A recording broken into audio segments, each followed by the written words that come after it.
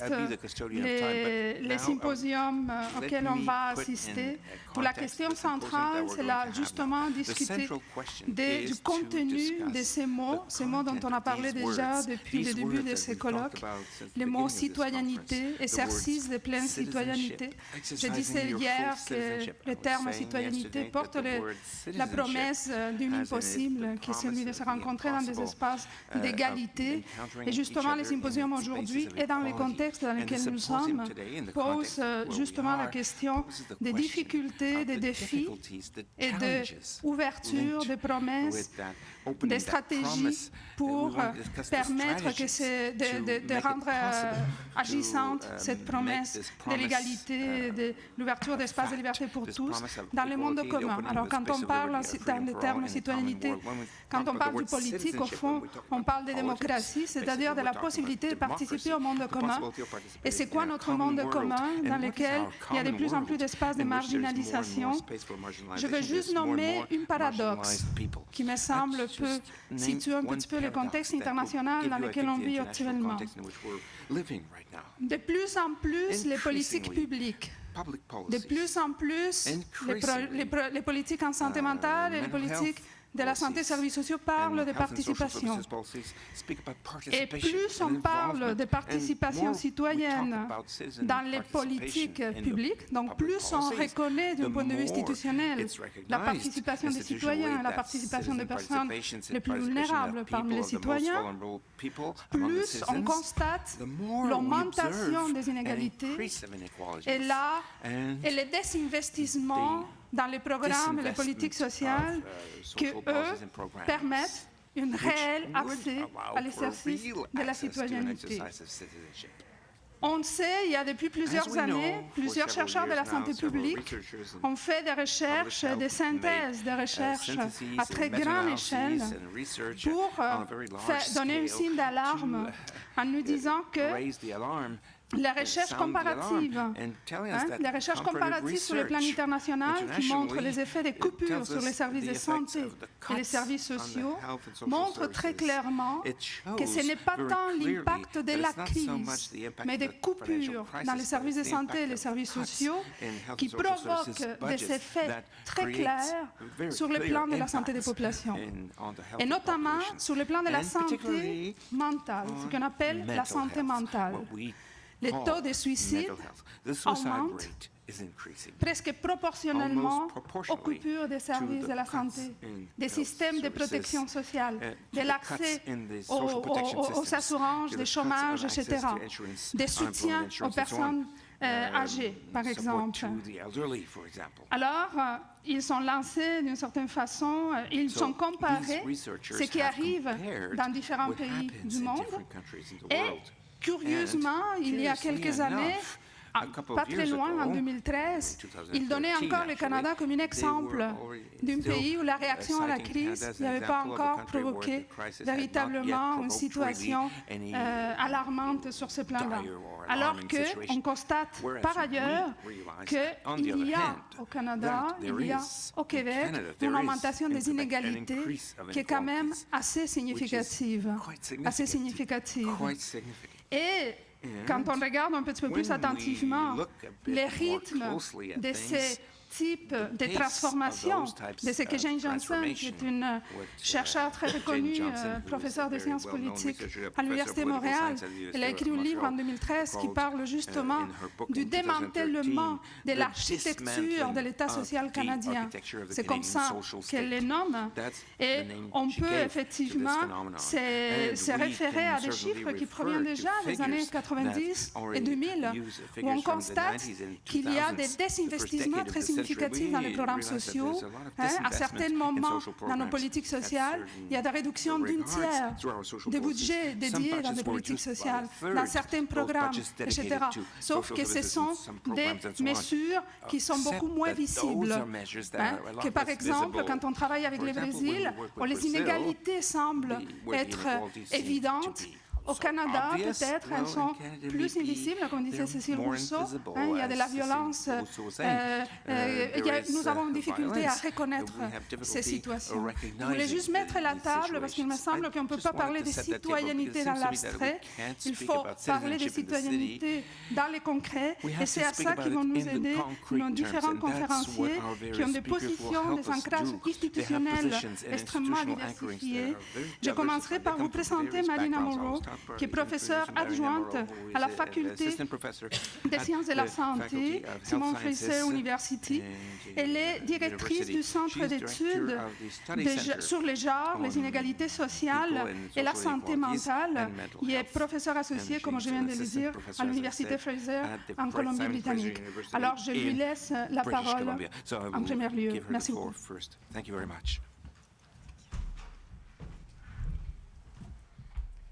Merci, Lourdes.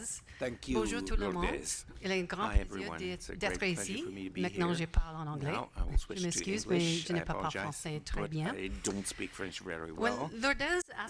Quand Lourdes m'a demandé de participer à ce panel, elle voulait que je donne un certain contexte sur l'intersection entre les inégalités structurelles et sociales, la stigmatisation de la santé mentale et réfléchir sur ce que ça veut dire pour le rétablissement, la citoyenneté et la participation des usagers. J'espère que la présentation que je vais faire va vous donner le contexte nécessaire pour obtenir une conversation sur la citoyenneté aujourd'hui.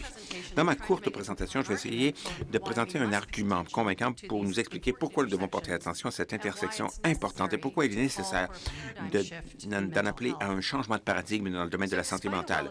Alors, malgré une littérature de recherche bien établie qui illustre les différentes façons dont la détresse mentale est liée de façon étroite aux inégalités structurelles et politiques, les choses comme la pauvreté, les sans-abri, le racisme, le sexisme, l'abélisme et le sanisme, les déterminants structurels de la santé mentale continuent d'être marginalisés dans les services, dans les recherches, dans les politiques et dans la prestation de services. Et je veux prétendre que cette marginalisation peut être attribuée à plusieurs choses, mais en particulier à la dominance de notre paradigme médical qui détermine l'allocation des ressources et qui favorise les soins psychiatriques plutôt que les soins sociaux dans le domaine de la santé mentale. Et je vais montrer un petit peu, comme Lourdes l'a mentionné, que le biomédicalisme est renforcé par le néolibéralisme qui renforce une compréhension individualiste de la détresse mentale et que cela vient obscurcir les choses dont je vais vous parler. Ensuite, j'aimerais parler des implications de tout cela pour le rétablissement de la citoyenneté et la participation. Je vais conclure en mettant en lumière plusieurs développements importants qui peuvent redresser les inégalités en santé mentale et assurer la participation et le leadership des personnes et de leur vécu. Alors, brièvement, les inégalités en santé mentale et en justice sociale, nous savons que les populations marginalisées sont plus vulnérables aux problèmes de santé mentale et cela illustre l'impact profond que la pauvreté, le fait d'être sans-abri aussi, a sur la santé mentale. Nous savons aussi que les gens qui connaissent une détresse mentale, souvent, à cause de la stigmatisation et de la discrimination, deviennent agressifs pour des choses contre la pauvreté, l'insécurité économique. Et bien sûr, au Canada, ce n'est pas distribué de façon égale dans toute la population. Certaines populations souffrent de façon disproportionnée de ces inégalités. Alors, on peut regarder, par exemple, l'héritage constant de la colonisation et du génocide culturel des Premières Nations et des communautés inuites et comment cela a mené dans certaines communautés inuites et des Premières Nations à une augmentation de l'utilisation de substances et du suicide. On peut penser à Cécile Rousseau, à son discours d'hier où elle a parlé de l'impact des migrations sur les gens, où elle a expliqué comment cela peut causer du stress, de l'anxiété, de la dépression et comment cela peut être accentué pour les réfugiés qui viennent de pays où il y a des conflits violents. Nous savons qu'il y a des différences de sexe en ce qui concerne la santé mentale. Les femmes ont différents types de diagnostics que les hommes. D'habitude, les hommes sont plus susceptibles de ne pas recevoir de services par rapport aux femmes. Alors, on voit qu'il y a des différences entre les sexes, entre les hommes et les femmes, entre les différentes populations, les autochtones et les non-autochtones. Une autre forme de discrimination que je vais mettre sur la table tout de suite, c'est que le diagnostic de maladie mentale en soi, on vient de me demander de ralentir pour le pauvre traducteur, ont des formes structurelles et mènent à des formes structurelles de discrimination.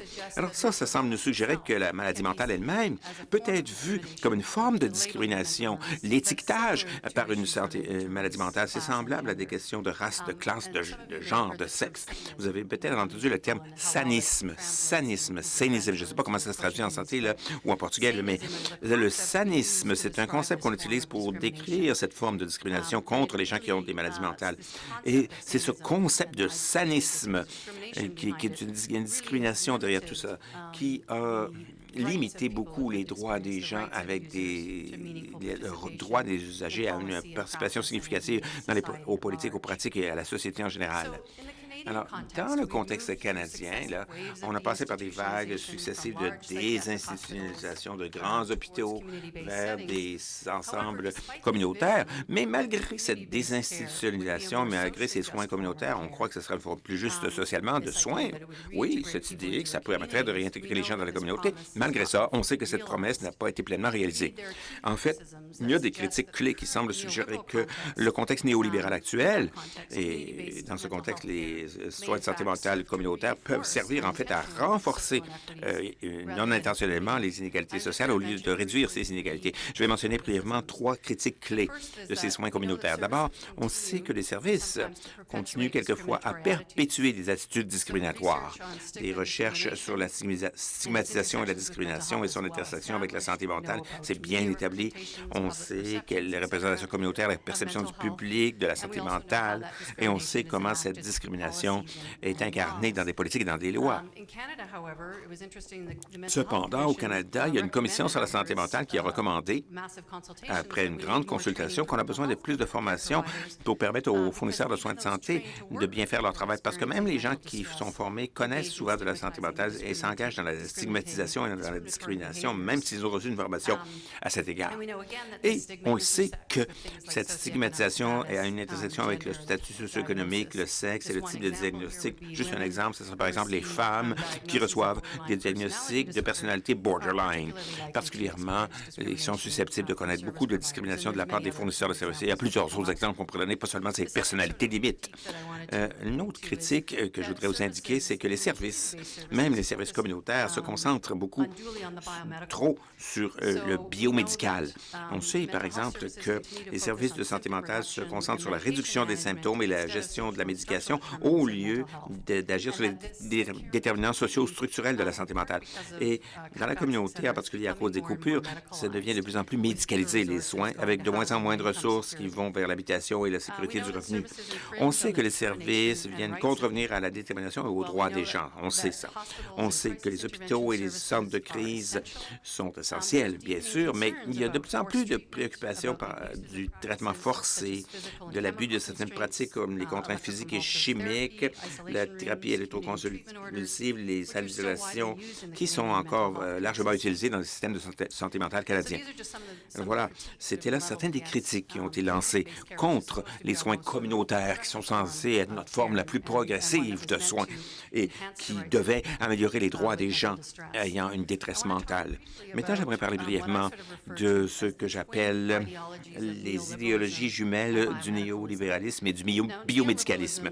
Le néolibéralisme, c'est quelque chose dont on peut parler facilement comme une forme de mentalité gouvernementale.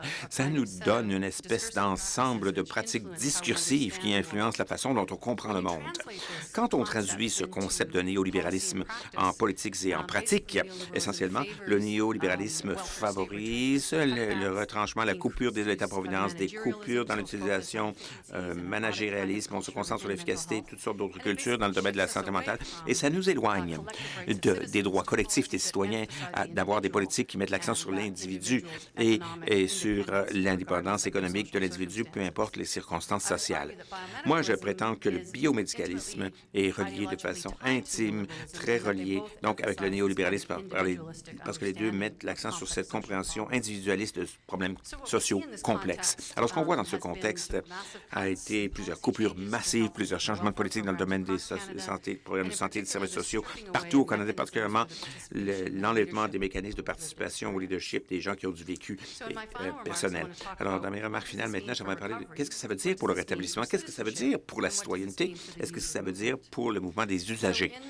Alors, dans ma recherche, j'ai posé la question, quelles sont les conséquences d'insérer un concept comme le rétablissement dans un système qui est surtout biomédical? Qu'est-ce qui arrive dans ce contexte? C'est que le rétablissement est compris surtout comme un cheminement individuel et non pas comme quelque chose qui est inséré dans un contexte social plus large. Et ce contexte social plus large est plein de stigmatisation et de discrimination et fortement influencé par les politiques sociales prévalentes.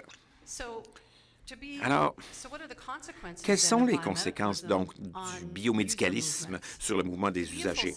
Pour être un citoyen complet, à plein droit, avoir la possibilité de vivre sans discrimination et avoir accès à des droits fondamentaux comme l'habitation, l'alimentation et le revenu, pouvoir s'engager activement dans les structures politiques, sociales et économiques de la société, ce qui comprennent les structures qui gouvernent notre système de santé mentale, cela est impossible dans un système qui priorise la médicalisation plutôt que les soins sociaux.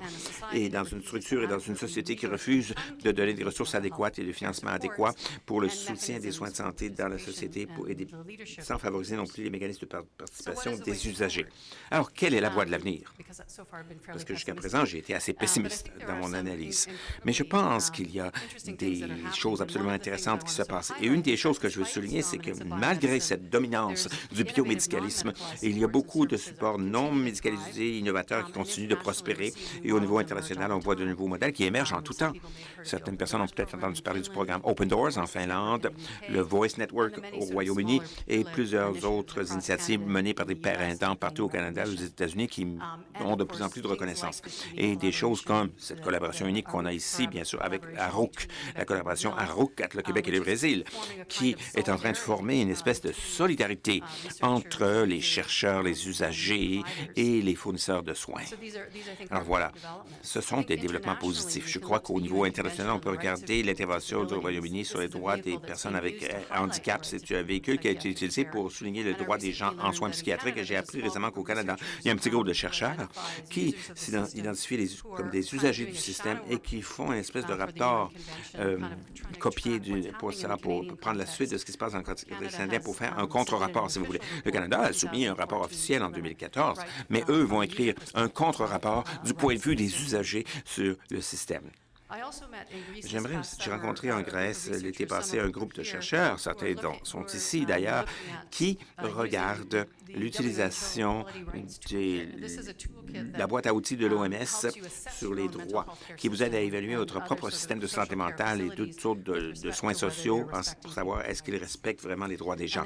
Alors, finalement, j'aimerais mentionner aussi du côté politique qu'il y a de plus en plus des outils pour assurer l'équité à l'intérieur des politiques. Et un des outils que je voulais vous indiquer, c'est celui qui a été développé par Lana Hankinski, qui s'appelle la politique d'intersectionnalité.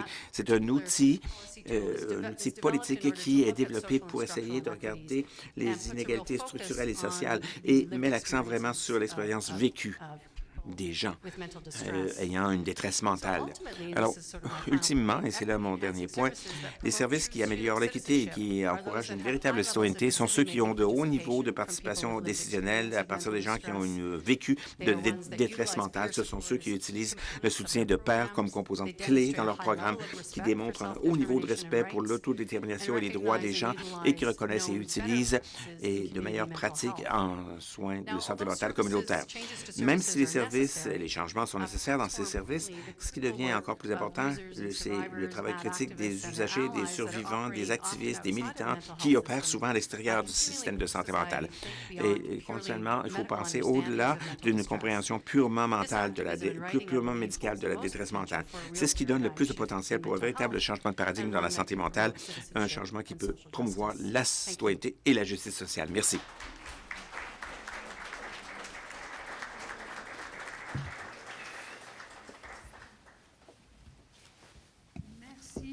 Merci beaucoup. beaucoup. Thank you very much. Alors, nous passons à notre présentatrice conférencière suivante, Rosanna Onotko Campos, qui est la directrice universitaire de l'Alliance de recherche santé mentale citoyenneté au Brésil et qui est aussi professeure au département de médecine de l'Université de Campinas dans l'État de São Paulo au Brésil.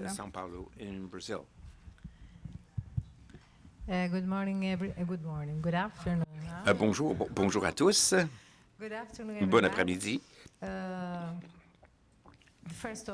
Tout d'abord, j'aimerais dire que je n'ai pas de conflit d'intérêt parce que je suis ici un peu entre les deux, mais j'essaie de présenter ici très brièvement un résumé de ce que nous avons appris au sujet de la santé mentale et de la citoyenneté dans de très nombreux projets que nous avons entrepris au cours des 5 dernières années. Je dois vous envoyer comme introduction que l'équipe canado-brésilienne a développé un programme de recherche participative basique impliquant des usagers, des praticiens de santé, des universitaires et des décideurs politiques pour développer de nouvelles façons de soutenir la désinstitutionnalisation des soins de santé mentale dans les deux pays. Tous les buts qui ont été atteints ont été appuyés grandement par une équipe innovatrice et un système de gouvernance fortement participatif, dont nous sommes très fiers d'ailleurs. L'ACURA, le projet ANCURA, voulait produire de la connaissance pour approfondir la connaissance générale des questions reliées aux gens vivant avec des problèmes de santé mentale au niveau des pratiques scientifiques, professionnelles et au niveau des politiques de santé mentale afin de fournir une meilleure qualité de vie et un exercice plein et complet de la citoyenneté. Je dois dire 2 mots aussi par rapport à la réforme psychiatrique brésilienne. Cette réforme a voulu faire une transition paradigmatique et a mis de côté l'hôpital psychiatrique vers la construction d'un univers public visant le succès d'un soin de santé communautaire. Et il y a une loi spécifique là-dedans qui garantit ce changement dans le système de santé publique. Il y a d'autres endroits où on met des asiles pour les fous. Tout cela doit être restructuré et on veut assurer la qualité de vie et assurer les soins de santé grâce à un processus constant de désinstitutionnalisation. Dans le contexte brésilien, VITA, qui est ici, a discuté du concept de réhabilitation psychosociale avec l'exercice complet de la citoyenneté et l'exercice de gouvernance complète pour une stratégie pour construire un autre lieu social, contrairement à ceux qui ont en santé mentale ou non en santé mentale. Et nous devons aussi dire 2 mots sur le contexte brésilien. C'est un contexte qui est très marqué par la culture de la violence et un style dominateur de gouvernement en général, avec des inégalités sociales très présentes dans la structure sociale et une faiblesse d'un sens social de citoyenneté. Quand on parle des diverses dimensions de la société civique, politique et sociale, c'est ce qui est le plus faible au Brésil. Avec ce grand écart éducatif entre les patients et les équipes de professionnels avec très peu de tradition de recherche participative et avec un système de santé mentale qui est plein de précarité et d'incomplétude dans des installations dysfonctionnelles. L'inclusion du point de vue des utilisateurs et des usagers est importante. Les pratiques ne changent pas toujours facilement avec l'ensemble. C'est ça qui est au cœur de notre projet ICORA et toutes ces activités où la co-construction de la connaissance devient incomplète et on complète ça par des travaux pratiques. On fonctionne en pratique avec un concept particulier de la recherche. Nous avons apporté des changements significatifs aux recherches elles-mêmes. La première transformation que nous avons mise en place, c'est cette déstabilisation des places occupées par chacun des acteurs dans le scénario de recherche. Un autre aspect intéressant est relié à un certain affaiblissement des identités, puisqu'on dit que les changements proposés causent une atmosphère d'étrangeté dans la conception d'eux-mêmes qu'ont les différents acteurs. Ce que je pense a été une des contributions principales de cette approche participative, c'est la transformation des services en réponse à la participation des usagers, comme on le voit dans les jeux de game, dans le groupe GoozMe, par exemple. Ce sont des projets développés par les utilisateurs. Et l'aspect analysateur de cette recherche du projet Game, qui a révélé beaucoup de non-dits et de pratiques rigides dans les prescriptions médicales, ce qu'on a appelé la partie non réformée de la réforme psychiatrique. Les conditions qui peuvent faciliter l'engagement de plusieurs acteurs sont l'horizontalité et l'atmosphère de groupe. Les changements politiques possibles dans les politiques et dans la pratique, eh bien, nous avons certains buts dont nous sommes très fiers d'avoir accomplis ou atteint en partie. Pour le projet Game, maintenant, il a atteint un changement de politique publique dans un des États du Brésil, Rio Grande do Sul, et cela comprend aussi le changement dans les politiques scientifiques. Parce qu'on a connu, et c'est quelque chose qui est nouveau dans le contexte brésilien, les usagers prennent maintenant le rôle d'arbitre lorsqu'il y a des conflits. Ce qui a été notre principale contribution selon les objectifs du programme ICURA. D'abord, on veut permettre des recherches collaboratives et comparatives internationales à propos des services de santé, du réseau de services de santé, mais aussi à propos des différentes formes et de l'historique du mouvement social dans les deux pays. On veut promouvoir le partage de connaissances, de ressources et d'expertise entre les partenaires universitaires et non universitaires. On veut enrichir l'environnement de formation des étudiants. Ça, c'est très important comme point. En tout cas, de mon point de vue à moi, parce qu'on est en train de former une nouvelle génération de chercheurs qui sont encore plus engagés que jamais dans le domaine des questions participatives et éthiques, dans le domaine de la recherche sociale. Et l'entrée du point de vue des usagers dans l'agenda scientifique nous montre qu'ils ont d'autres priorités et d'autres préoccupations éthiques très fortes. Et également, nous voulons renforcer la prise de décision communautaire et la capacité de résolution de problèmes. Nous croyons que ce dernier point est très pertinent dans les contextes des jeunes démocraties sud-américaines. Et finalement, dernier point, mais non le moindre, la contribution des usagers de services a été vraiment l'élément clé. Ces usagers représentent la colle dans tout cela. Les usagers des services ont allumé à nouveau notre flamme de militants. On travaille avec nos têtes, mais on travaille maintenant aussi avec nos cœurs. Accueillir une autre culture a été aussi un ingrédient clé. Nous avons dû adopter un autre point de vue qui a tout enrichi, qui a enrichi nos pratiques et nos vies personnelles. ICURA, on veut garder dans tout cela la perspective humaine dans tous les projets, les rencontres, les échanges. Le point de vue humain doit être préservé. C'est pour ça que ça a une force si redoutable. Pour terminer, j'aimerais dire que la reine internationale, virtuelle en partie, a été testée avec une grande intensité entre le Brésil et le Canada. L'incorporation mutuelle de nouveaux problèmes et de nouvelles solutions possibles en fait la preuve. Une reprise du combat pour les droits de la personne au-delà de la santé du côté brésilien et une réévaluation du secteur public et de son besoin de réforme du côté canadien sont les forces de cette pollinisation croisée entre les deux pays. Du côté brésilien, nous avons besoin de politiques affirmatives pour la consolidation de la participation sociale. C'est devenu très clair pour nous, ce besoin.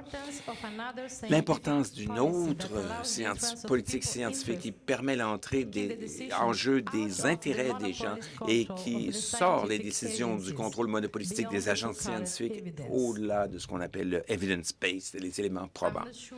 Je ne suis pas sûr si ça va fonctionner ici, mais on a une connexion avec l'Internet. Est-ce qu'on peut, si on clique ici, est-ce que ça va ouvrir? Non? Non, en tout cas, peu importe. C'est...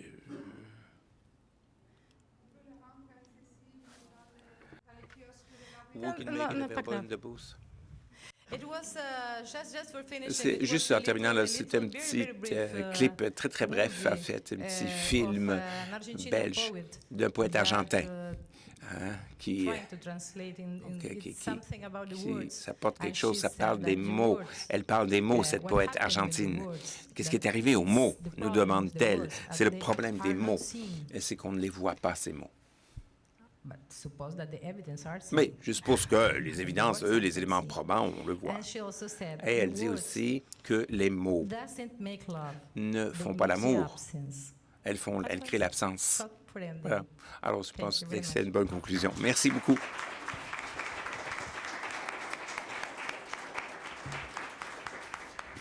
Merci, Rosanna. Tu viens de briser tous les stéréotypes sur le rapport au temps des hispanophones. Des gens de l'Amérique latine, mais c'est vrai qu'elle vient de l'Argentine. C'est autre chose. Allons-y maintenant, on continue nos présentations autour de l'exercice de la pleine citoyenneté. Elle ne l'avait pas compris parce qu'elle ne comprend pas bien le français, je le traduirai tantôt en espagnol. Denise Fortin est directrice générale de l'Institut universitaire en santé mentale de Montréal. Et c'est une des pionnières, je dirais, en tout cas, il a pris la notion de pleine citoyenneté pour orienter les pratiques et pour orienter les transformations de l'Institut universitaire de santé mentale.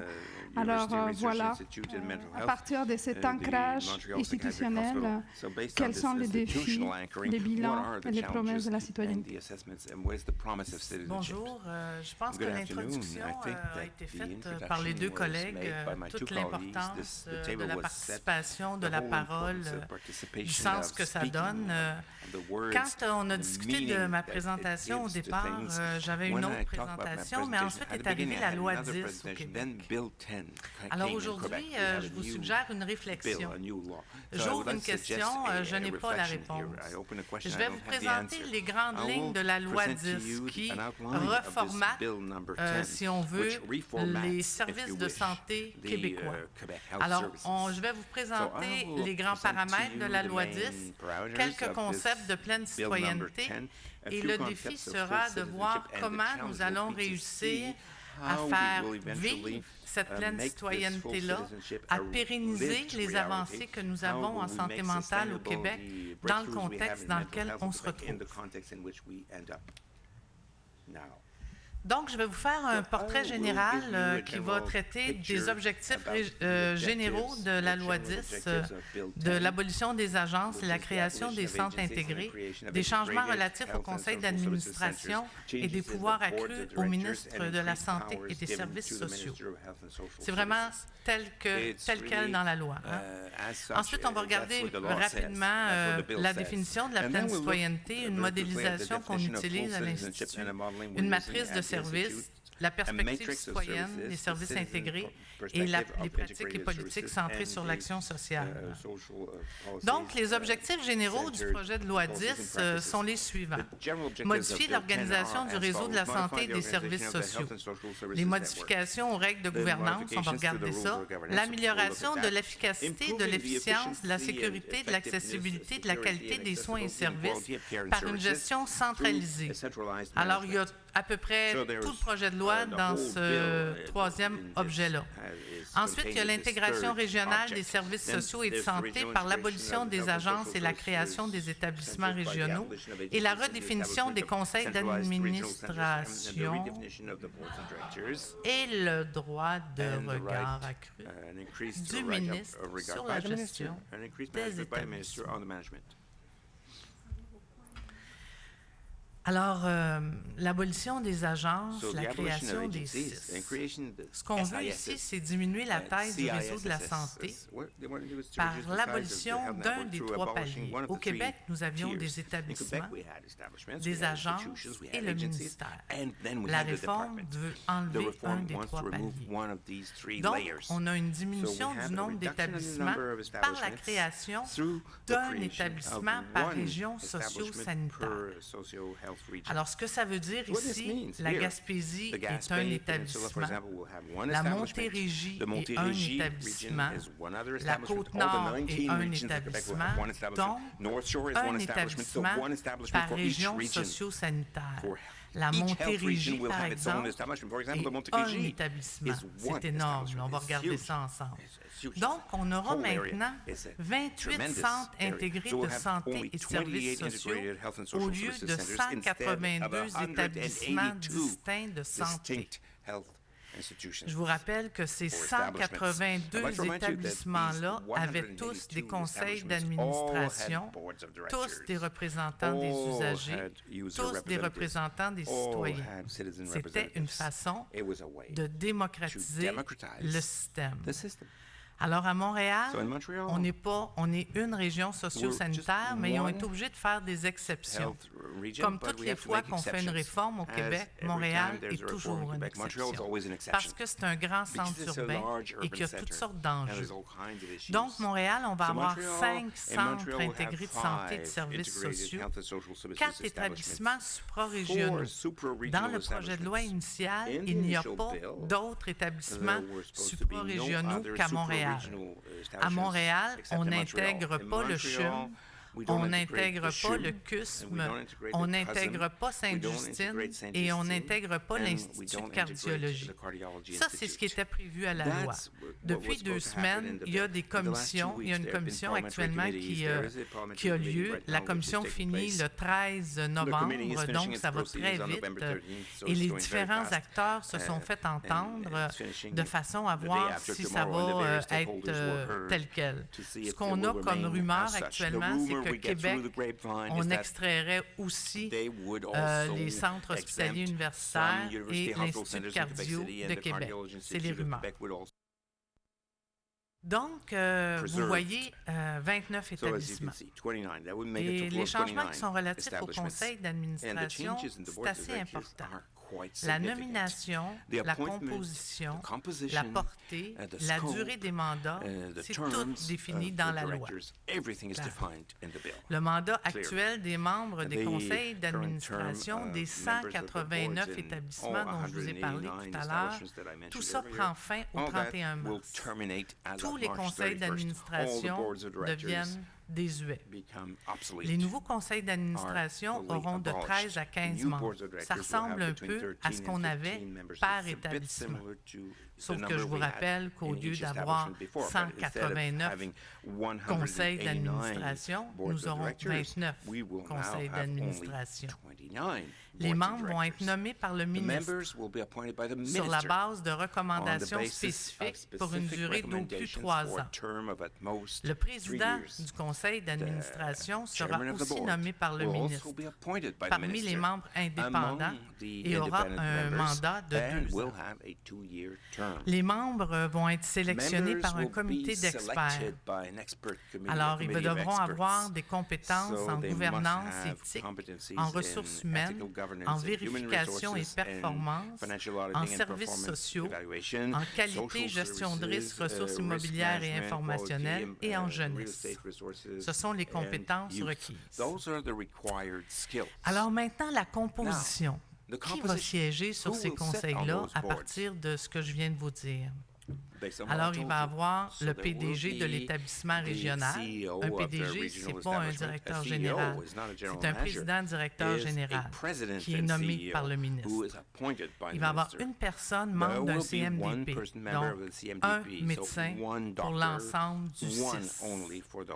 Il va y avoir une personne du conseil infirmier-infirmière, une personne du conseil multidisciplinaire, un médecin de médecine générale, une personne du comité des usagers par 6.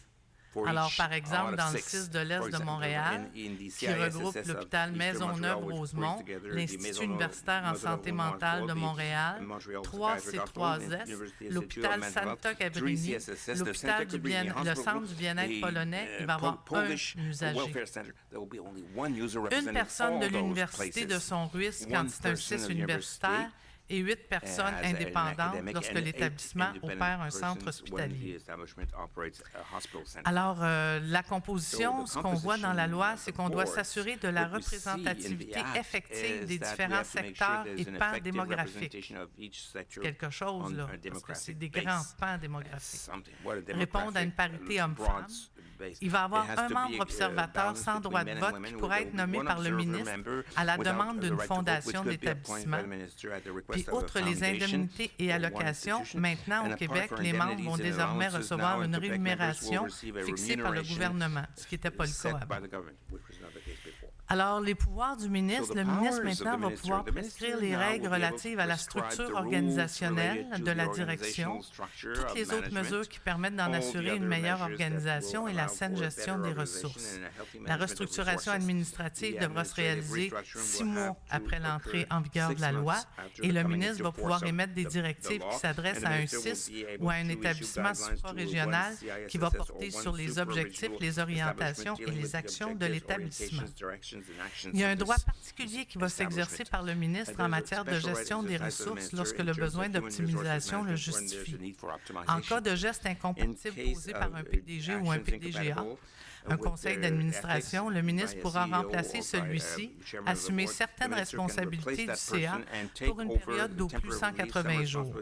Le ministre sera responsable d'établir les règles budgétaires des établissements et d'identifier les montants de dépenses de fonctionnement alloués par programme service. Alors, pour finir, on revient sur la pleine citoyenneté. Le concept de pleine citoyenneté veut garantir aux personnes qui requièrent des soins et services une implication optimale compte tenu de leur état de santé. La pleine citoyenneté doit guider nos pratiques cliniques en termes d'intégrité personnelle et sociale, contribution à la communauté, droits et liberté de choix des personnes. Alors la question est la suivante. Avons-nous là un défi à relever et comment allons-nous pouvoir pérenniser la citoyenneté des personnes et surtout la pleine citoyenneté des personnes les plus vulnérables? J'espère qu'on va pouvoir en discuter tout à l'heure.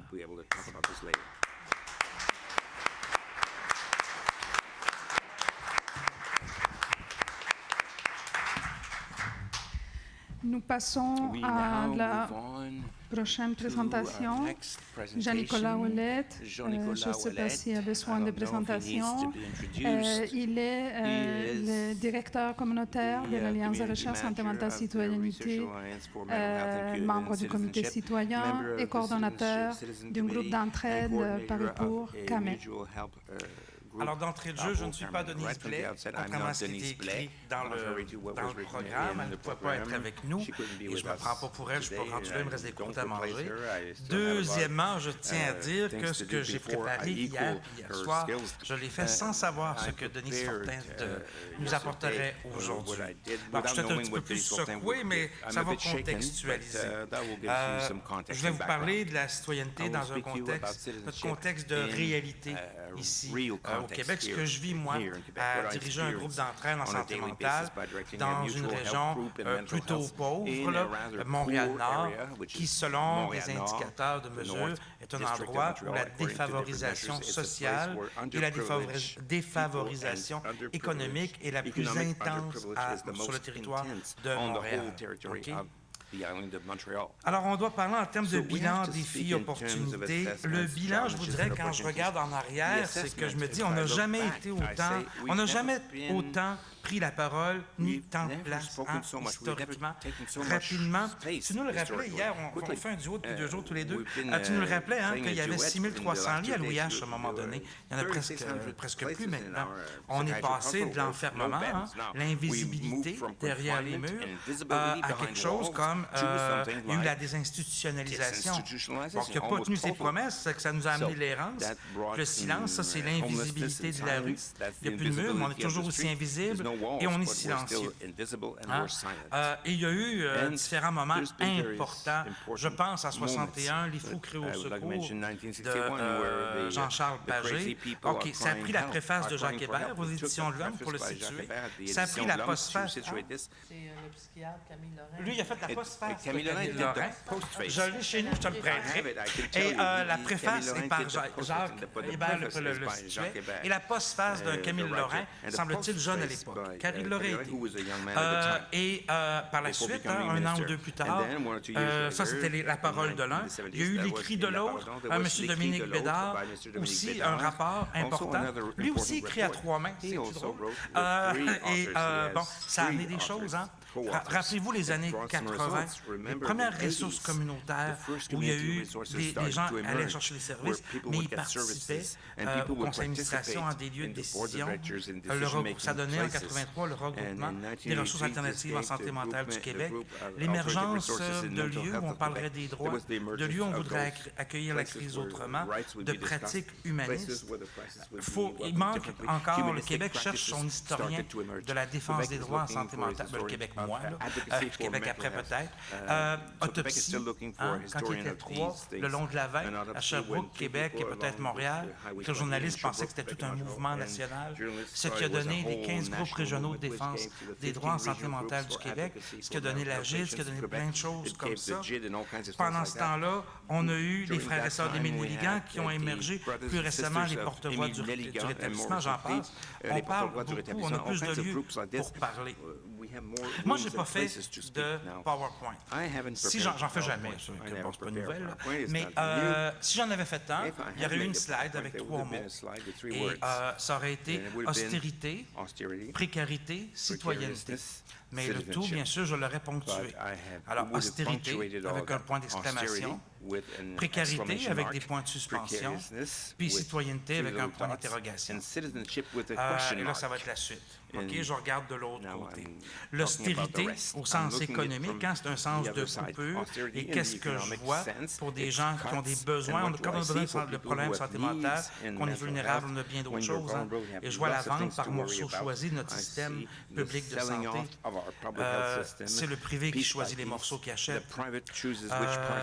Et la santé mentale, on n'est jamais dans les morceaux privilégiés. Je regarde, on vient de vous en parler de manière magistrale, les espaces démocratiques qui disparaissent. Je me rappelle de la première peau de chagrin, le premier avertissement de la chose. 2003, nos 24 CLSC ont été intégrés dans 12 CSSS, avec tout plein d'autres établissements tels que les CHSLD, tels que les hôpitaux, des cultures, des besoins, des façons de faire, des clientèles des fois différentes. Je travaille dans un territoire où on a maintenant 7 établissements. Cherchez la direction là-dedans. Quand vous avez besoin de quelque chose, cherchez à qui parler. Juste quand vous téléphonez, vous faites le numéro, OK? Le temps qu'ils vous disent où appeler pour les établissements, les ci, les ça, c'est extraordinaire. Et là, vous avez eu le portrait en 2014 là, des CISSSSSS, un par région, un CA nommé par le ministre. Moins de démocratie, ça veut dire plus d'arbitraire. Et plus d'arbitraire, ça ne veut jamais dire plus de justice. Okay? Je regarde tout le travail qu'on a fait pour développer au fil du temps aussi le cadre de partenariat à la GID, des associations régionales d'usagers comme celle à la Naudière, et puis le projet montréalais de représentation. On en avait un dans le Nord. C'était là à l'époque aussi, c'est ça. Bon, et tout ça, à qui on va s'adresser maintenant. On a aussi créé des lieux, on s'est donné une façon de parler, d'articuler notre parole. Avant, on avait une oreille sourde. Maintenant, on ne sait même plus où est la tête, où vont être les oreilles à qui on va parler. Mais c'est rendu là. Et ça fait peur, OK? Parce que la perte de démocratie, l'arrivée de l'arbitraire, la disparition de la justice sociale, de l'unité pensée, c'est pas seulement en santé mentale, mais c'est pour tous ceux et celles qui sont vulnérables. Et quand ceux qui ont peur sont de la classe moyenne aussi, imaginez-vous nous autres, comment on se sent dans nos souliers. Je vais vous parler de la vraie précarité, celle que je côtoie tous les jours. Moi, j'ai la chance de travailler de Nouvelle-Vie, puis ça va plutôt bien depuis 15 ans. Je regarde ceux qui n'ont pas eu les mêmes occasions, les mêmes gens que moi sur leur route pour les aider. Et c'est quoi la vraie précarité? La précarité crue et réelle. C'est de vivre seul. Quand tu as atteint, je veux dire le mot moi tout que personne n'aime entendre, mais quand tu as un grave problème de santé mentale, tu rencontres quelqu'un, te demande qu'est-ce que tu fais dans la vie. J'ai 21 ans, je suis schizophrène, je suis BS. C'est très rare et je suis à pied. C'est que quand pour aller chez vous, on va à pied ou on va chez toi. Chez moi ou chez toi, mais ça va être à pied. C'est très rare que ça pogne. Alors c'est vivre seul longtemps. C'est vivre stigmatisé et auto-stigmatisé, ce qui est peut-être encore plus profond et difficile à guérir. C'est une blessure. Et c'est vivre par désir, en cibole-toi. C'est vivre, c'est se réveiller chaque matin, là, d'essayer de vivre, de vouloir vivre par désir, pas par habitude. Puis là, je regarde, en plus, les programmes PASS, Action, j'ai peur pour vous autres, qui disparaissent dans le monde de la santé mentale si les gens ne trouvent pas ça assez utile et assez promoteur. Pour vous donner une idée de la précarité, si j'ai vérifié les chiffres hier soir sur le site Web, avant austérité d'Emploi Québec. Si on vous déclare sans contrainte à l'emploi, c'est 610 $ par mois que vous avez. Mon appartement, non chauffé, non éclairé, c'est vrai que c'est un petit peu grand que ça, c'est 625. Alors, il ne faudrait pas que je tombe malade et que je refuse d'avoir un diagnostic. Parce que je trouve que ça me dérange. Avec contrainte sévère, c'est 927 $ par mois qu'on va aux gens. Partout au Québec. Qu'il n'y ait ou pas de système de transport en commun. Le loyer médian à Montréal pour une personne qui vit seule dans un appartement d'une chambre à coucher, il est de 675 $. C'est ça la précarité. C'est quand il te reste moins de 25-30 $ par semaine pour manger, t'habiller, t'acheter du shampoing puis de la pâte à dents. Et te divertir. Ah mon Dieu! Et Dieu sait que tu en as besoin. Hein? C'est ça qui amène le choix des taudis, le non-choix des taudis. Puis des fois, et au Québec, ce qui me lève le cœur comparé à ailleurs, c'est qu'on est pénalisé pour solidarité. Cohabiter, on va vous couper. Ayez quelqu'un qui va vous aider d'une manière ou d'une autre économiquement, en nature ou en argent, on va vous couper. On pénalise au Québec la solidarité. Okay? Je vais passer ça, je n'ai pas le temps. Mais je regarde rapidement. Oui, il faut que je revenir. On va le prendre, le temps. Bon, toujours est-il que j'imagine que vous m'avez posé ma première question. Donc, il y a 5 ans, Camille, on a commencé un projet de logement social pour les gens qui vivent avec un problème de santé mentale, car les nôtres n'arrivaient pas à se loger. Je vous ai dit les chiffres, là. Hein? Bon. Eh bien, ça a pris 5 ans pour ça. Il a fallu, lorsque l'on a trouvé un premier terrain chez nous, le maire nous a dit, vous n'allez pas me mettre ça là. Ça, c'est nous. Et là, c'est dans un quartier quasiment en ruine. Ils essaient de remonter. Même si on n'en valait même pas la peine d'être dans ces ruines. Okay? Dieu merci, on a des alliés. Ça fait des années que je suis un vieux Nord-Montréalais. Camille est là depuis 28 ans, on a quelques alliés. On a fait une autre stratégie. Le 16 octobre 2014, à 9h47, j'ai signé l'acte de prise de possession d'un bloc de 23 appartements au nom de la corporation qu'on a créée. 23 appartements pour des personnes qui vivent avec un problème de santé mentale, qu'elles aient ou non un diagnostic, qu'elles vivent seules ou qu'elles soient avec des familles. Mais il a fallu se mettre en gang pour ça. Alors, je termine, j'achève, en vous disant qu'on n'en a pas fini avec les défis. Le défi d'être accepté individuellement et collectivement. Le défi d'être et le défi d'avoir des conditions de vie matérielles et des conditions de vie démocratiques. Je regarde en plus dans les dernières semaines, c'est quoi la folie dans les médias? C'est Turcotte et Magnota qui plaident la folie et qui en font cet horrible moyen de gracier le monstre. C'est ça aussi contre quoi on se bat en ce moment. L'austérité qui vient d'un gouvernement et l'image de nous projetée par nos médias. Et on fait face au public faire nos demandes. Qu'est-ce qui nous reste après ça? Bien, il nous reste la rue. OK? Cette rue que nous avons habitée lorsque l'asile nous a largués.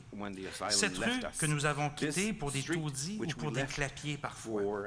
Cette rue de nos silences, de notre invisibilité, c'est devenu l'endroit où les concitoyens, les citoyens et citoyennes du Québec vont s'exprimer pour lutter.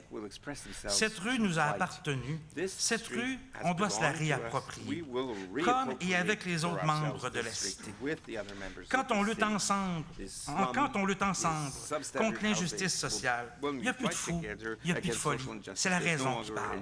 Il y a dans la solidarité face à l'injustice, il y a là, je pense que c'est ça qu'il faut qu'on fasse. Je recommence. Il y a dans la solidarité ce qui est justement la réponse à cette horreur qu'on nous appelle l'austérité. Et c'est peut-être dans la rue qu'on va voir, nous, avec tous les autres, la citoyenneté, réaliser la promesse qu'elle est de se rencontrer dans un espace d'égalité.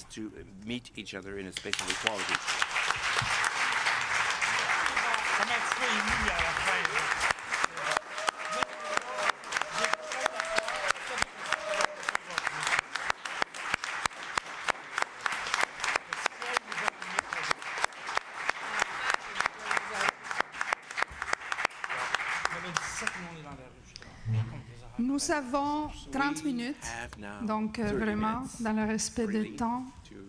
Je disais en commençant dans le lancement de la RUC en plénière qu'on peut regarder les réformes au-delà des défis pour l'organisation des services. On peut regarder les réformes sous l'angle des avancées au recul par rapport à la démocratisation. On est peut-être sorti du format habituel de présentation qui est donné par les formats de la recherche, méthodologie, etc., Mais on est, je crois, au cœur de l'engagement éthique qui a fondé les travaux de recherche de l'Alliance de recherche santé mentale citoyenneté et qui fonde une certaine façon de comprendre la construction des connaissances. Donc, je vous laisse la parole. Allez-y avec des questionnaires, des questions, des commentaires. Peut-être on peut le laisser un petit peu plus tard, le film, parce que je pense que ça va couper un petit peu le rythme de présentation. Je préfère laisser. Ce que je vais vous demander, c'est si vous avez des questions, des commentaires, aussitôt qu'elles surgissent, s'il vous plaît, mettez-vous en fil, que je puisse, ou levez la main, de manière que je puisse calculer à peu près le temps. Ça va m'aider à mieux gérer le temps de chacun et décider un peu comment est-ce qu'on alterne entre la table et la salle.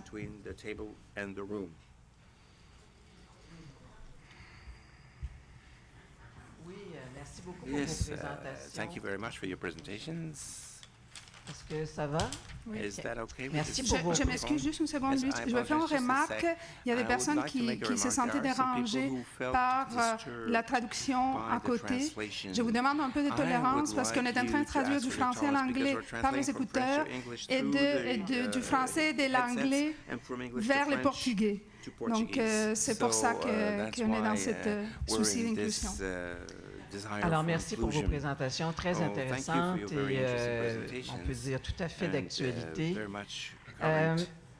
Moi, pour répondre à la question de Mme Fortin, la seule pleine citoyenneté que je vois actuellement qui pourrait être actualisée, c'est celle du ministre de la Santé et des Services sociaux, puisqu'il va contrôler le pouvoir, les ressources et l'information, et il va avoir la possibilité d'intervenir un peu partout à son gré. J'ai l'impression qu'on est dans on parlait du système, du paradigme biomédical, mais il semblerait qu'on est dans une dictature aussi du biomédical. Actuellement, ce sont les médecins qui nous gouvernent. Et même si on n'a pas voté pour ça, non seulement on n'a pas voté pour ça, mais on ne nous avait pas annoncé ça. Et on a l'air de se retrouver avec un fait accompli, une direction immuable qui nous entraîne, en tout cas dans un mouvement de droite, on pourrait dire un néolibéralisme effréné, et dans la perte d'acquis qui date maintenant depuis, je dirais, 40 ans au Québec. Il y en a ici qui ne s'en rappellent pas. Moi, j'ai encore... Parfois, c'est un avantage, l'avantage de m'en rappeler. Mais... je me rappelle la période où les assemblées régionales, de ce qu'on appelait à l'époque les régies régionales de la santé et des services sociaux, l'ancêtre des agences, étaient mobilisées par les citoyens, puis il y avait des enjeux, là. Les gens se battaient, entre guillemets, mais sur le plan métaphorique, se battaient pour être dans ces assemblées-là, pour pouvoir avoir leur mot à dire, et pour pouvoir accéder au conseil d'administration. Je me rappelle que les gens dans les centres locaux de services communautaires participaient nombreux à l'Assemblée générale de leur CLSC parce que c'était une façon d'influencer que les services qui étaient pour être offerts dans leur milieu de vie étaient pour correspondre à leurs besoins.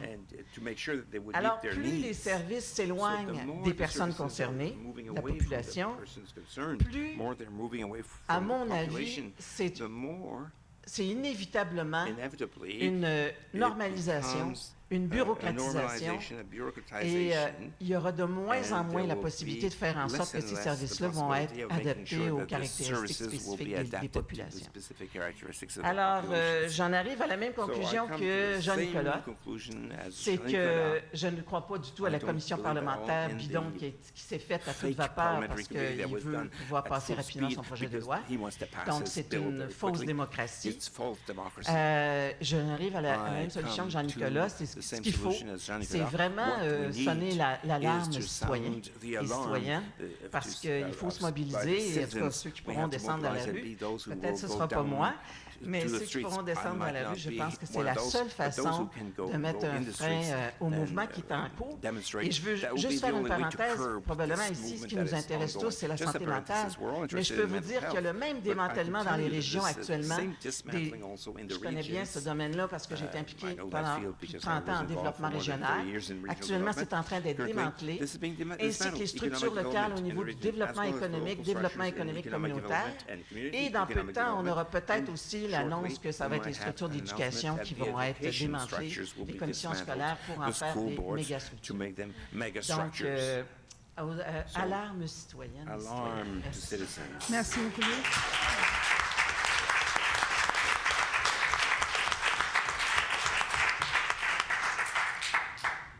Personne d'autre veut prendre la parole. Je laisse la réaction des personnes, des conférenciers. Vous n'êtes pas très alarmés, alors? You're not very much alarmed, then.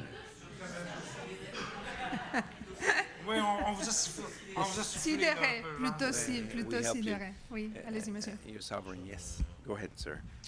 Donc, j'aurais une courte question. Bon, j'ai 34 ans, je suis relativement jeune. C'est relatif.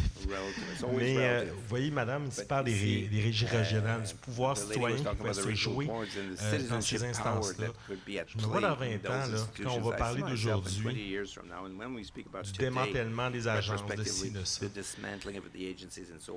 Qu'est-ce qui va rester de ça? Comment est-ce qu'on peut avoir le souvenir du pouvoir citoyen qui a été? Et comment est-ce qu'on peut rappeler à la population comment est-ce qu'on peut jouer un rôle et comment ces choses-là... Parce que moi, là, quand on parle des régies régionales, je ne sais pas qu'est-ce que c'était. Je suis trop jeune pour comprendre ça. Je pense qu'il y a un devoir d'informer la population. Je ne sais pas comment vous voyez ça. Une question. Oui, allez-y. Yes, go ahead. Je vais répondre. J'ai juste un commentaire ici à faire au sujet de cette question et aussi au sujet des autres conférenciers et de leurs remarques. En Colombie-Britannique, bien sûr, on a vécu pendant plus longtemps sur ce genre de régime que vous venez tout juste de connaître au Québec, là. Et une des choses, cette notion de solidarité, de réappropriation de la rue, là, être organisé avec le reste du service du secteur de la santé, mais aussi avec une citoyenneté à base large, je pense que ça sont des points clés. Mais je vais aussi parler du rôle de la recherche. C'est vraiment, vraiment important à l'époque où nous vivons de documenter ce qui se passe et de documenter l'histoire qui se rapporte à la question qui vient d'être posée. Une des choses qu'on a faites en Colombie-Britannique, quand on est entré dans cette phase en 2002 avec le Centre des alternatives politiques, on a commencé à documenter l'impact sur les politiques sociales et l'impact sur le terrain que ça commençait à avoir, cette centralisation. Alors ici, là, je veux publier un peu le côté recherche pour aller capter l'histoire, à quel point c'est important. C'est critique. Oui, je me permets peut-être de donner quelques indices qui ont été donnés par l'intervention de Louise Paquette, mais quand même revenir un peu sur la question. Je dirais un peu, pas en réaction, mais en continuité à ce que Marina vient de dire. En alliance avec l'Alliance de recherche santé mentale et citoyenneté, on a un axe sur lequel, effectivement, on travaille sur l'histoire, sur la contribution des organisations communautaires à l'avancement des droits. Mais je crois que la recherche reste un peu impuissante à cause de son rythme quand on est devant des questions si d'actualité comme aujourd'hui. Et à ce moment-là, ce qu'on doit, c'est assumer peut-être le rôle universitaire, des mémoires, des formations, mais en l'interprétant à partir du présent. La régie régionale du Québec étaient les anciennes agences, si on veut. Et dans les régies régionales, il y avait des sélections. Ce qu'ils avaient mis en place dans la réforme des 90, c'est qu'ils avaient permis ces régies régionales, après les constats du ministre Rochon, qui était de dire que le système de services de santé était pris en otage par les professionnels et qu'il fallait démocratiser. Justement, ce dont il était question à l'époque, comme il est question au Brésil, avec les réformes qui se sont faites dans un contexte de passage vers la démocratie, c'était de dire comment les institutions de l'État, à la place d'être exclusivement des bureaucraties dans lesquelles les mandats arrivent d'en haut, puis on peut les changer seulement chaque 4 ans par un vote démocratie représentative, comment est-ce qu'on peut faire que les services de l'État reçoivent aussi constamment les feedbacks de la population et donc ils peuvent être gérés aussi d'en bas vers en haut, donc qui facilitent la communication dans une forme de démocratie plus participative. Les régies régionales, il y avait des élus de la communauté, des élus, donc il y avait une démocratie à l'intérieur même de ce qui était l'instance de planification régionale. Cela a été éliminé avec le gouvernement Charest. Ça s'est transformé dans les agences qui sont restées un petit peu en survie parce que le gouvernement libéral voulait les éliminer. Et aujourd'hui, c'est à quoi on assiste. C'est à une modification majeure, à une rupture, je dirais, avec cette tradition québécoise qui est celle de la participation publique, c'est-à-dire l'ouverture d'espaces de participation constante pour ouvrir des espaces pour que les citoyens puissent participer à la planification des services publics. Je ne sais pas s'il y en a d'autres. Moi, j'ai une mémoire limitée du Québec. Ça fait seulement 25 ans que j'habite ici.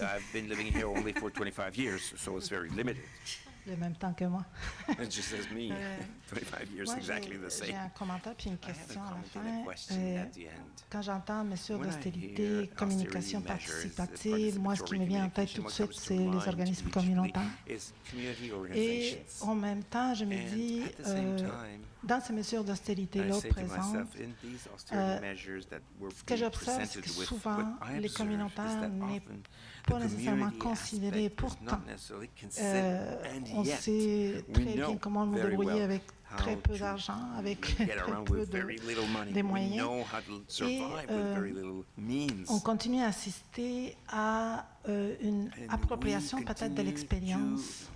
Et je parle de la colonisation des institutions vers le travail communautaire qui s'est fait. C'est quelque chose qui me fait peur. Je vois de plus en plus les institutions vont chercher cette expérience-là puis finissent par se l'approprier et non pas donner une place juste aux communautaires. Et présentement, quand on parle des mesures d'austérité comme telles, je pense que là, il y a une possibilité peut-être de rehausser cette expérience-là. Et ça m'étonne à chaque fois de voir qu'il y a une expérience qui est là et qu'on continue à développer et à créer de nouveaux équipes pour faire le même travail qui existe déjà depuis longtemps. Donc, la question est un peu, qu'est-ce que vous voyez, qu'est-ce que vous pensez de ça? Est-ce qu'il y a quelqu'un dans la table qui veut réagir? Ou on prend plusieurs interventions et vous prenez des notes. Mais vous prenez des notes parce que tantôt je vous laisserai la parole. Je suis très inquiète. Non, la démocratie, c'est la plus belle invention humaine, mais la plus difficile. Cet après-midi, j'ai écouté des choses très difficiles pour moi à comprendre. Première, une recherche avec beaucoup d'indicateurs de citoyenneté. Et maintenant, je suis très inquiète avec une structure très, très compliquée, complexe, administrative pour la participation communautaire. C'est vrai que ma expérience avec beaucoup de personnes, il y a, je pense que Jean-Nicolas a parlé un peu sur cette chose-là, mais je voulais savoir, parce que maintenant c'est la dernière, non, demain, comment faire recherche pour savoir quelle est citoyenneté. Quelle est citoyenneté, quelle est participation, quelle est démocratie, non? Avec des indicateurs mathématiques sophistiqués ou d'une autre forme. Je pense que d'une autre forme, mais je voulais écouter le groupe. Et pour faire des choses participatives dans le système de santé, cette chose d'être beaucoup de conseils, de participatifs est la forme d'inclusion vraiment participative de toute personne. Nous sommes ici à parler des usagers, mais je pense professionnels, communauté, comme on va participer de beaucoup d'espaces.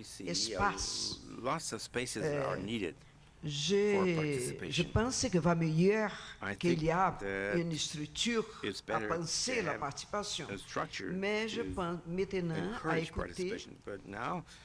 Toi, je pense que c'est un modèle aussi compliqué, aussi excessif, bureaucratiquement, pour faire cette chose-là. Merci. Too administrative. Thank you. Moi aussi, je suis bien inquiète. Non, mais ce qui me vient, c'est comme de dire, on a tellement travaillé fort pour en arriver là où on est, avec les acquis qu'on a aujourd'hui. Je regarde tout le travail qu'on a fait sur les politiques de participation des citoyens dans nos centres de santé. On vient de finir, ça a pris un temps fou. Je me dis, mon Dieu, on dirait que tout d'un coup, on vient de recevoir une claque en pleine face. Puis je me dis, comment on va se relever de ça? J'ai l'impression que ce que ça crée dans un premier temps, c'est de l'impuissance. Puis je me dis, je suis particulièrement inquiète là, parce que le réseau communautaire ici, c'est un réseau qui ne se mobilise pas si facilement que ça en santé mentale. Je veux dire, puis je pense que toute la santé mentale a de la misère à se mobiliser au Québec. Je regarde, puis je me dis, j'ai beau regarder, me retourner par ma gang dans le communautaire, puis je me dis non, ça ne fonctionne pas, parce que les gens sont là, préoccupés, inquiets, avec une mentalité qui fait qu'il n'y a personne qui ose sortir dans les rues. Puis je me dis, on ne pourra pas le faire tout seul, chacun de notre bord. Comment on va faire ça ensemble? Tu sais, puis quand je dis ensemble, Denis, je te regarde, je me dis, j'ai l'impression qu'on ne peut pas faire ça tout seul dans le communautaire. Le réseau public, vous êtes aussi impliqués que nous autres. Je me dis, comment on va faire ça tout le monde ensemble? Moi, j'ai comme le goût de vous entendre un peu parce que je pense que je serais sur le choc. Et avec tout ce que ça implique, et ce que je sens que ça va impliquer de la part de tout notre monde. Je prendrai peut-être, il y a Christine Sylvestre, allez-y, deux autres interventions, puis on passe à la table. Approchez, s'il vous plaît, au microphone. Merci. Tout d'abord, Is it okay? Oui, je voulais vous remercier. Particulièrement Mme Fortin, parce que travaillant dans le réseau, moi, ce qu'on entend, c'est que les cadres qui osent se nommer... Non? Closer again. Closer to the mic. We can't hear you. Alors, il est pogné. Est-ce que c'est mieux? Bon. Si tu le regardes, oui. Je n'irai pas dans la chanson, je pense. Bon. OK. J'y vais. Alors, je voulais vous remercier parce que moi, les cadres avec qui je travaille, ils n'ont même pas le droit de s'exprimer. La menace qu'ils ont, c'est de perdre leur emploi si on ose dénoncer l'horreur qui arrive.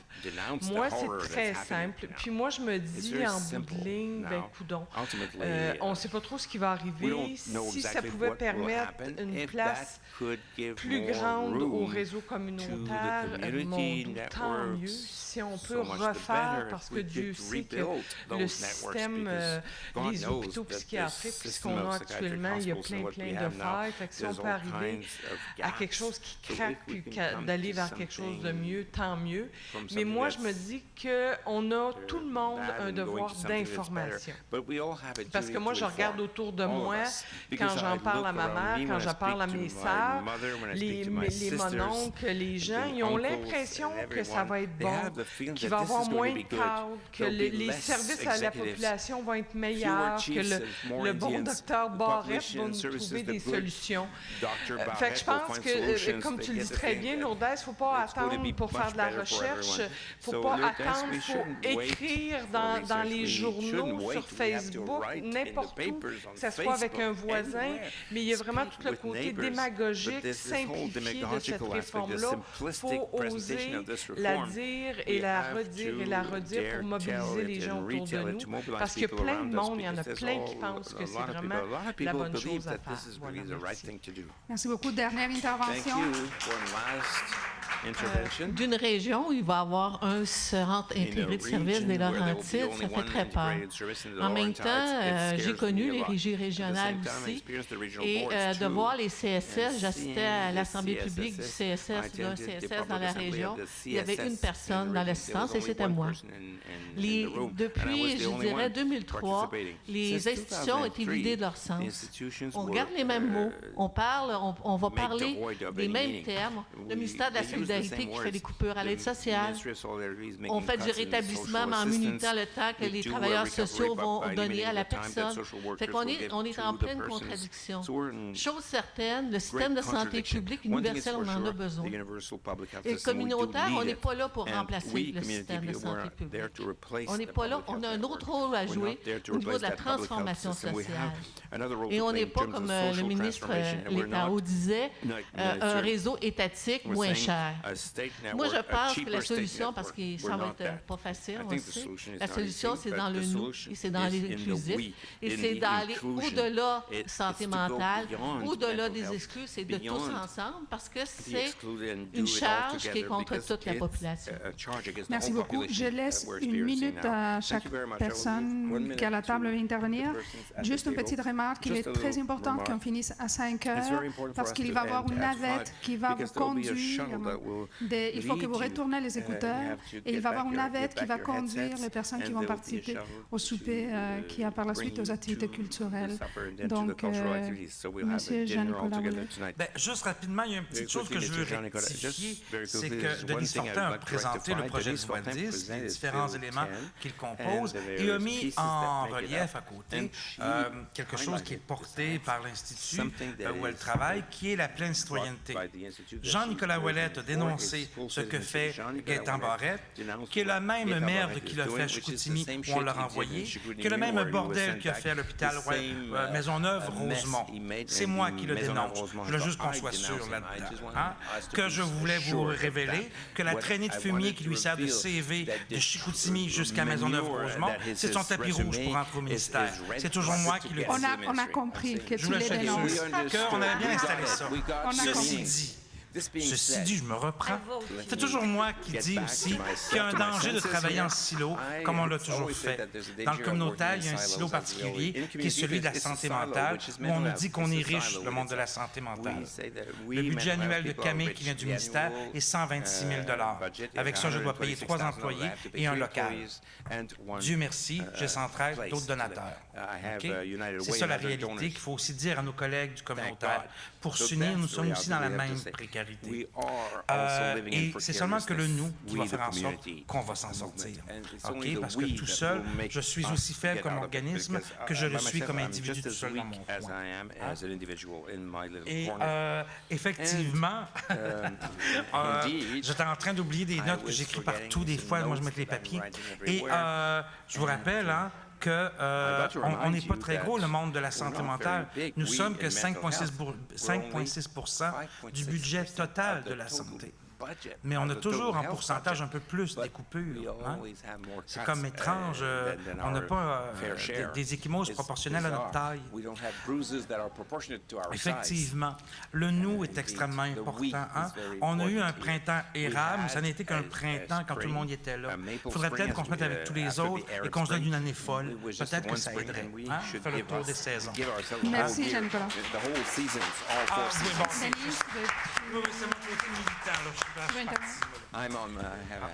Moi, je vais laisser mon tour de parole à Jean-Nicolas.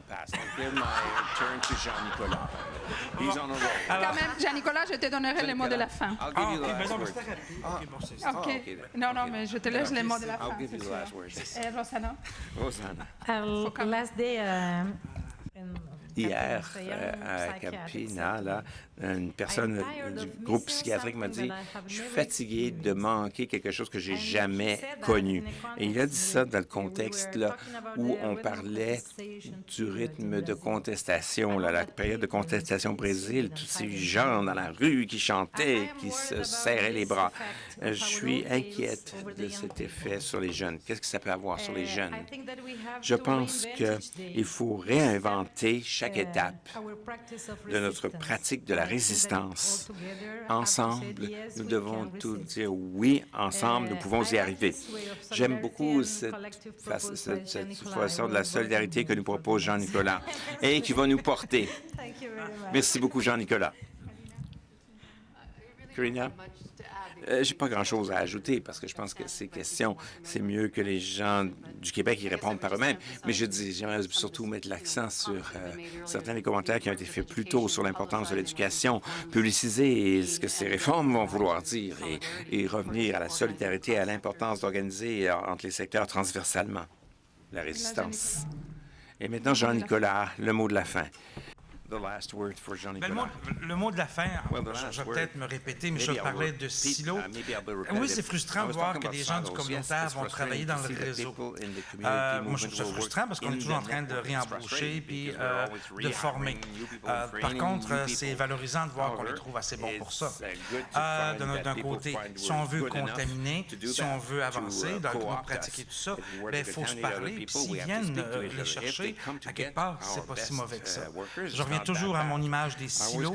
Nous nous sommes comme spécialisés, mis dans des choses, et on s'est affaibli parce qu'on a oublié nos voisins. Il y a une page que j'ai passée tantôt à dessin. Quand je vous ai dit que le maire de Montréal-Nord nous a regardés et nous a dit « Vous n'allez pas me mettre ça là, notre édifice et tout ça », moi, je me suis dit, on était là, puis on était 3 Blancs à lui parler. Le coup d'après, pour le 23 logements, il y avait moi et 2 Noirs. Okay? Moi, un Noir et un Latino. Il n'a jamais osé nous faire ça. En plus, c'est pas juste Camille qui est là. C'est la Maison Saint-Laurent, réhabilitation d'ex-détenus et des jeunes marginalisés, des jeunes Haïtiens qui se promènent la fourche aux genoux et tout ça. Okay? Les miens font peur aux siens, on se fait tous peur les uns les autres. Mais depuis qu'on est ensemble, on fait peur aux autres. Okay? Et ça, c'est une chose que j'ai compris. Et on se comprend parce qu'on est marginalisés. On est les derniers des prunes dans notre gang, nous autres. Et moi, c'est ça. Ce qui nous a affaiblis, c'est nos silos parce qu'on avait à travailler fort. Ça nous a fait avancer dans des choses, mais ça nous a fragilisés sur d'autres. Là, il est temps qu'on enlève ces silos-là et qu'on fasse un grand nous. En tout cas, c'est ce que je nous souhaite. Et je vous invite, demain matin, il y a un symposium sur les mouvements et les mouvements citoyens en santé mentale à 8h30. Gardez le mouvement en mouvement. Gardez les mouvements en mouvement. Alors, je crois que c'est un symposium extrêmement pertinent et qui fait suite à la discussion qu'on entame aujourd'hui. Merci beaucoup de votre participation. À bientôt. See you soon.